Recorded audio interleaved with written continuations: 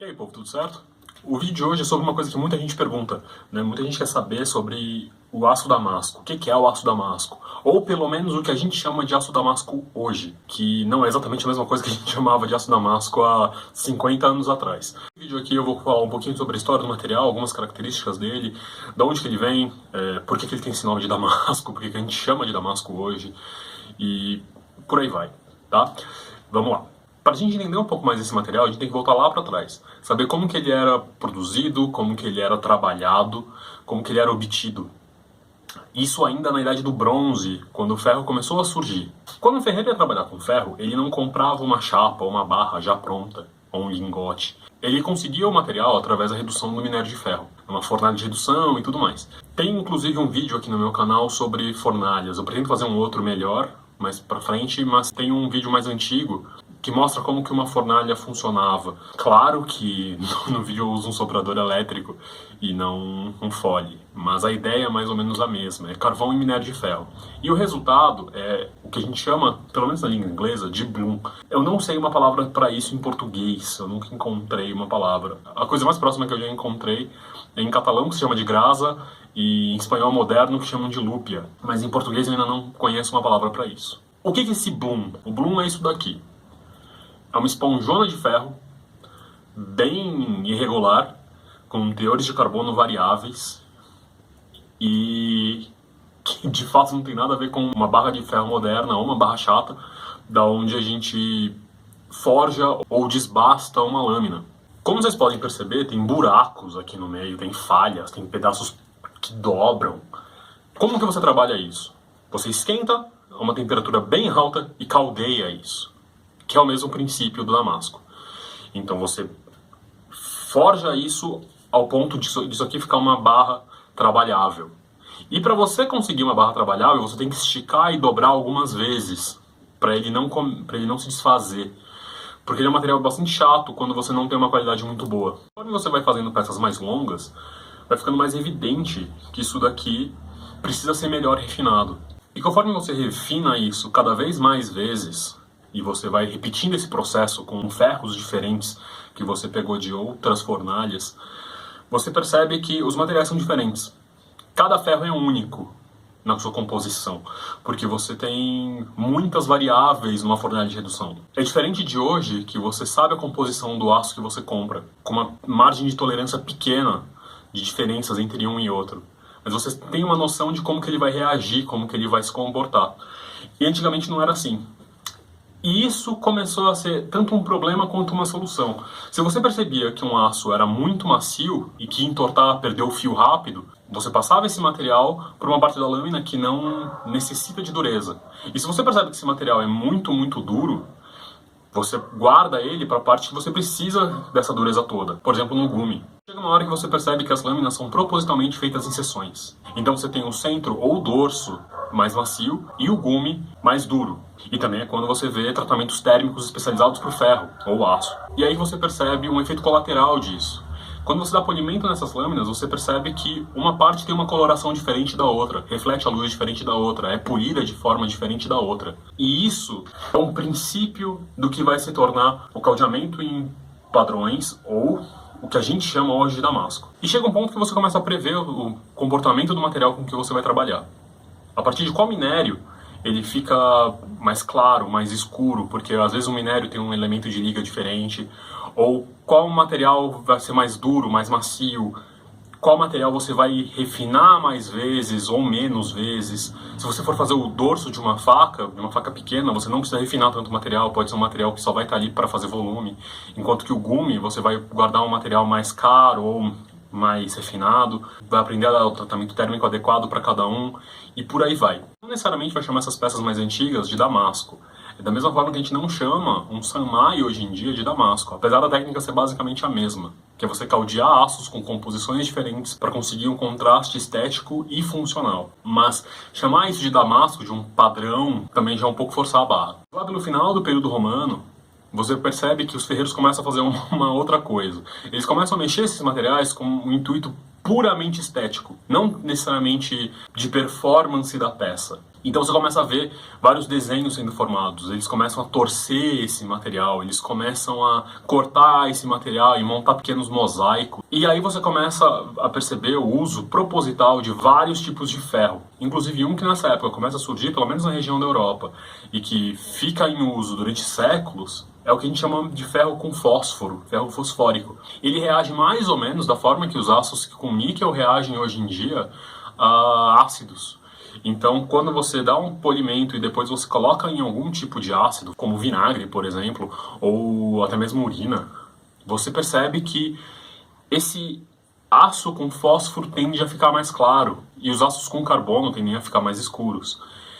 E você realça o contraste aí. E quando você chega mais ou menos ali pelo século VI, você tem o auge dessa técnica no Ocidente. É onde ela chega no nível de sofisticação mais alto. E dali para frente ela continua sendo usada, mas lá pelo século X ela cai em declínio. Só que daí por várias razões sociais, culturais, econômicas, não cabe mais esse material. Então você passa simplesmente a refinar o seu aço de forma a deixar o seu aço o melhor possível, não necessariamente bonito.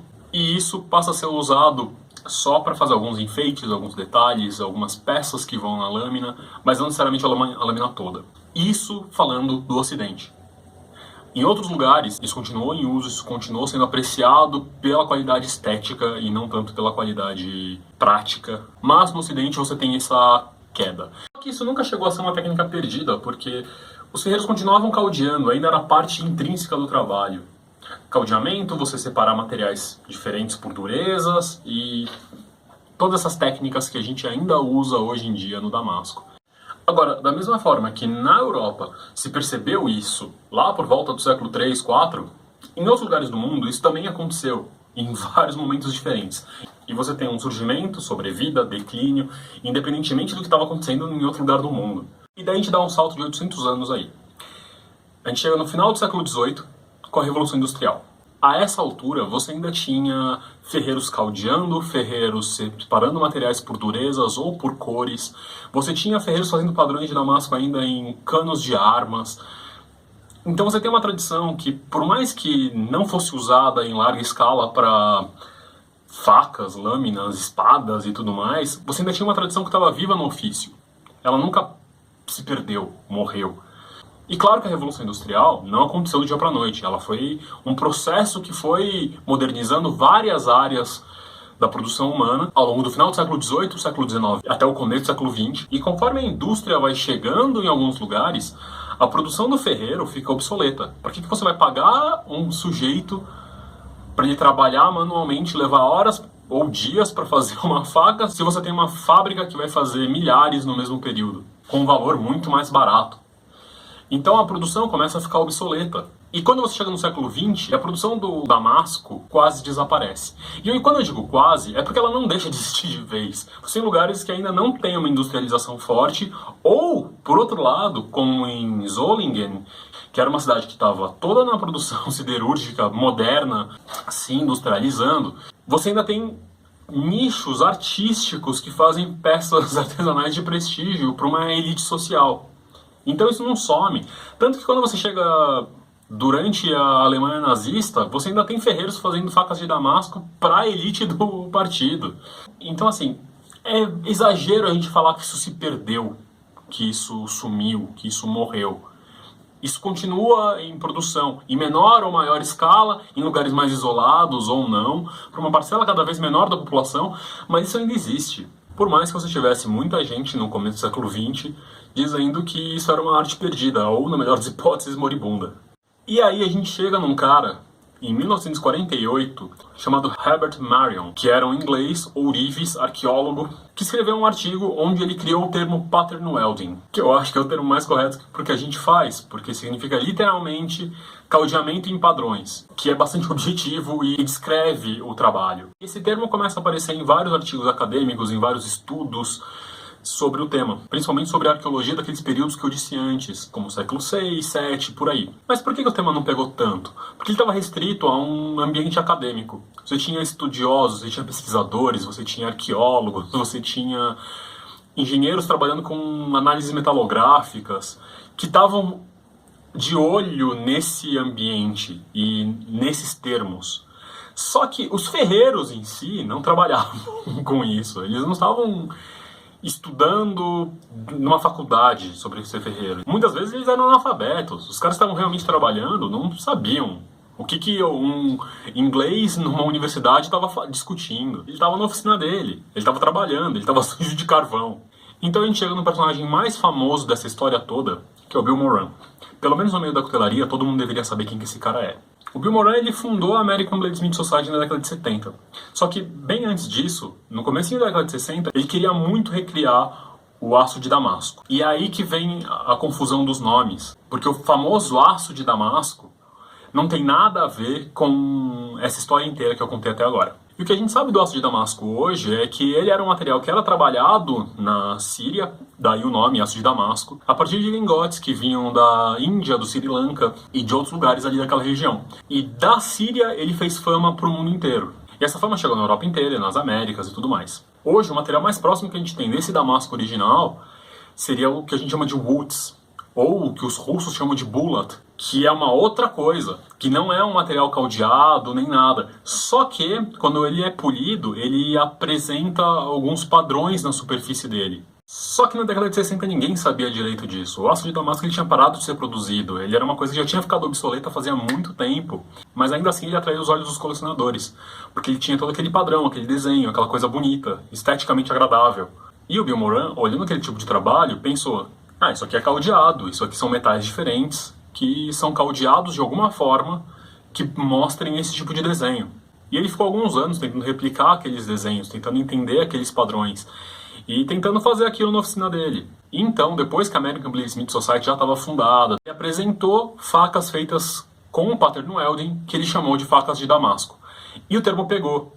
Principalmente se você for levar em conta que boa parte do sucesso da cutelaria mundial se deve à fundação da American Bladesmith Society. E os termos cunhados na American Bladesmith Society acabaram se espalhando para o mundo inteiro e acabou pegando. Mais do que o pattern welding, que foi um termo criado num nicho acadêmico, fechado, numa época em que a grande maioria das pessoas não frequentavam uma faculdade. E daí isso foi se moldando, tanto ao mercado quanto aos cuteleiros em si. A coisa mudou bastante. Ao invés de você simplesmente pegar dois aços quaisquer, com durezas diferentes ou características diferentes, se estabeleceu como um método utilizar um aço com níquel e um aço carbono, ou um aço com níquel e algum outro aço com uma alta dureza. Porque se passou a valorizar o contraste, e com o tempo você cria uma cultura visual em torno daquilo. E o que se espera que um aço Damasco seja? Geralmente você quer uma linha muito branca e uma linha muito escura. E para você alcançar isso, você acaba usando outros artifícios. Ao invés de você pegar dois aços distintos e deixar com que o contraste entre eles fique visível porque eles têm composições diferentes, você começa a jogar no ácido. E depois, quando o ácido já não é mais o suficiente, você começa a pegar aços específicos que vão dar um contraste mais forte. Quando isso não for mais o suficiente, você começa a colocar no fosfato de manganês, como se usa muito hoje em dia. E daí você consegue linhas extremamente brancas e extremamente pretas. E você cria uma fórmula para se fazer um bom damasco. E é muito doido você pensar que essa cultura inteira desse damasco tem 40 anos e que a ideia de você colocar um fosfato não tem 20. Tem um colecionador brasileiro, ele tem uma faca, eu não lembro quem que foi o cuteleiro, que foi um dos primeiros damascos forjados aqui no Brasil. E ele nem está revelado. E hoje em dia, você não só passa no fosfato de manganês, como muitas pessoas ainda colocam num segundo banho com café, para deixar mais escuro. Só que ao mesmo tempo, isso acaba limitando um pouco. Porque se você for pensar que a gente está falando de uma técnica que é o caldeamento em padrões, que tem quase 2000 anos, os últimos 40, ditando o que isso tem que ser, é um pouco contrassenso. É por isso que eu falo naquele outro vídeo que nem tudo é ABS e cutelarias, que tem que ser no plural. Se você for olhar o radar das espadas japonesas, que é nada mais do que o padrão, eles são revelados através de polimento e você só consegue enxergar se você chegar muito perto. Enquanto que você pega muitos damascos hoje em dia, ele tem que ser gritante de longe. São aproximações diferentes para o trabalho. E o ponto é, termos são muito específicos, eles podem mudar com o tempo, eles podem significar coisas diferentes, em épocas diferentes, é normal, mas a gente tem que saber a origem, para a gente não interpretar tudo que a gente lê com a ótica que a gente tem hoje das coisas. Porque eu já ouvi cuteleiros muito bons Quando perguntados qual é a história do Damasco, falar que os cruzados encontraram Damasco na Síria e tudo mais. É uma lenda que as pessoas falam e que é real, mas não para o mesmo material. A gente está falando de um outro aço que não é fruto de caldeamento. Então é uma outra técnica, é um outro produto. A história do Damasco é muito mais antiga do que as cruzadas. Ela é muito mais complexa, ela é muito mais plural do que isso. Eu não gosto muito do termo Damasco porque ele confunde um pouco, principalmente quando você trabalha com peças históricas, porque tem muita gente que leva a sério essa história dos cruzados na Síria, que descobriram o aço dos árabes, dos muçulmanos, e daí você faz uma reprodução de uma peça de séculos antes das cruzadas, e você já tem o que hoje a gente chama de Damasco, e as pessoas não entendem muito bem. Ou então elas falam, mas esse Damasco viking dessa espada, os vikings descobriram com os muçulmanos. Percebe? A gente começa a ter que explicar todas e todas as vezes para todo mundo, para todo cliente, todo possível cliente, a origem de um termo. Então é bom quando outros cuteleiros, outros profissionais e uma parte do público já está educada a ponto de saber que o nome Damasco não significa o aço Damasco de antigamente. Isso é um termo moderno. A gente não pode remar muito contra a maré nesse caso, né? Apesar de eu não gostar muito do termo, eu prefiro o termo Paternoelden, justamente para evitar esse tipo de confusão.